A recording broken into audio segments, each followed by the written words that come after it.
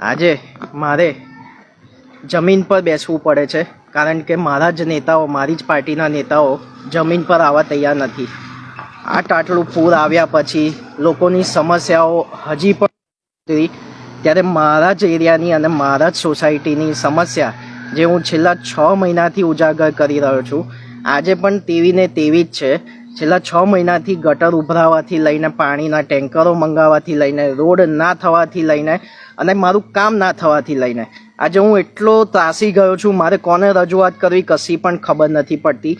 ના વીએમસી સાંભળે છે, ના લોકલ કાઉન્સિલર કોઈ સાંભળવા તૈયાર છે, એમએલએ સાંભળવા તૈયાર છે કે ના ભાજપના સંગઠનવાળા સાંભળવા તૈયાર છે. ભાજપ સંગઠનને મારે ચોખ્ખું જ કહેવું છે, હું હાથ જોડીને વિનંતી કરું છું, અમારા જૂના જેટલા પણ નેતાઓ હતા કે જૂના જેટલા પણ સંગઠનના હોદ્દેદારો હતા, પ્લીઝ મહેરબાની કરીને મને પાછા આપો. કારણ કે એ લોકોના રાજમાં મારું કામ કે કોઈ પણ કાર્યકર્તાનું કામ, કે જૂનો હોય કે નવો હોય કે ગમે તે, હા કોંગ્રેસમાંથી આવેલા કાર્યકર્તાની વાત નથી કરતો, આ 3 વર્ષના સંગઠનમાં મેં જોયું છે કે કોંગ્રેસથી આવેલો કાર્યકર્તા આજે ટોપ પર છે, સિટીમાં ડાયરેક્ટ એ પોઝિશન લે છે, અને આજે ભાજપનો કાર્યકર્તા જે 12 વર્ષથી 10 વર્ષથી જે હેરાન થઈ રહ્યો છે, આજે પોતાના એરિયા માટે તમે જોઈ શકો છો મારી આજુબાજુમાં આ પાઇપલાઇનો આજે કેટલાક દિવસથી અહીંયા આગળ લાવીને મૂકવામાં આવી છે. કામગીરી કશી થઈ નથી. ગણપતિનો આખો ફેસ્ટિવલ જતો રહ્યો, સાથે સાથે હવે નવરાત્રિ પણ આવી રહી છે. 5000 ખાડા પૂરવામાં આવ્યા, પણ કયા ખાડા પૂરવામાં આવ્યા?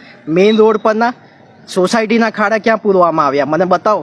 આજે સમા એરિયામાં જાઓ, કારેલીબાગમાં, સહયોગનગરમાં જાઓ, તમે ગમે ત્યાં જાઓ, આજે બધી જ જગ્યાએ કીટો પણ નથી પહોંચી મારા વોર્ડમાં.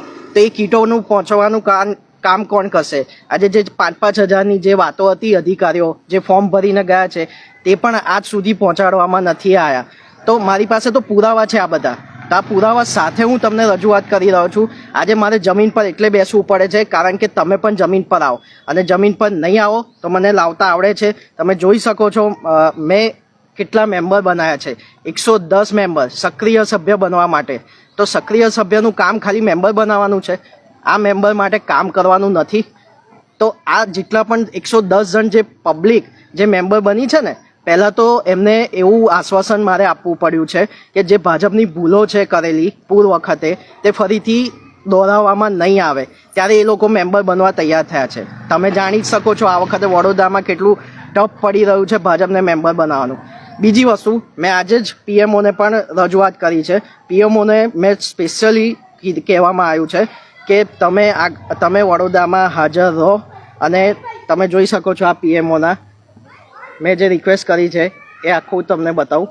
અને પ્લસ મેં ત્યાંના સેક્રેટરી, હું તમને સેક્રેટરીના નામ પણ કહું કે જેમની જોડે મારી વાત થયેલ છે. મારી આજે પ્રાઇવેટ સેક્રેટરી જે છે વિવેક કુમાર, જે શ્રી માનનીય નરેન્દ્ર મોદીના પ્રાઇવેટ સેક્રેટરી છે. સાથે મેં પ્રિન્સિપલ સેક્રેટરી ડૉક્ટર પીકે મિશ્રાને પણ વાત કરી છે, એડિશનલ સેક્રેટરી અરવિંદ શ્રીવાસ્તવને વાત કરી છે, અને જોઈન્ટ સેક્રેટરી દીપક મિત્તલ, અને પબ્લિકના જે સેક્રેટરી છે મુકુલ દીક્ષિત. આ બધા નરેન્દ્ર મોદી પીએમઓના સેક્રેટરી છે.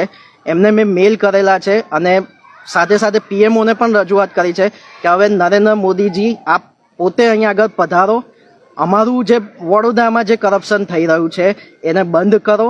પબ્લિકના કામો નથી થઈ રહ્યા, કાર્યકર્તાના કામો નથી થઈ રહ્યા. અને હું સંગઠનને ચોખ્ખું જ કહેવા માગીશ કે મારું કામ નહીં થાય તો હું ગાંધી ચિંધ્યા માર્ગે નહીં, હું ભગતસિંહ ચિંધ્યા માર્ગે હું આંદોલન કરવા તૈયાર છું. આજે મારે જમીન પર બેસવું પડે છે મારા પોતાના કામ માટે, તો પબ્લિકની તો શું હશે?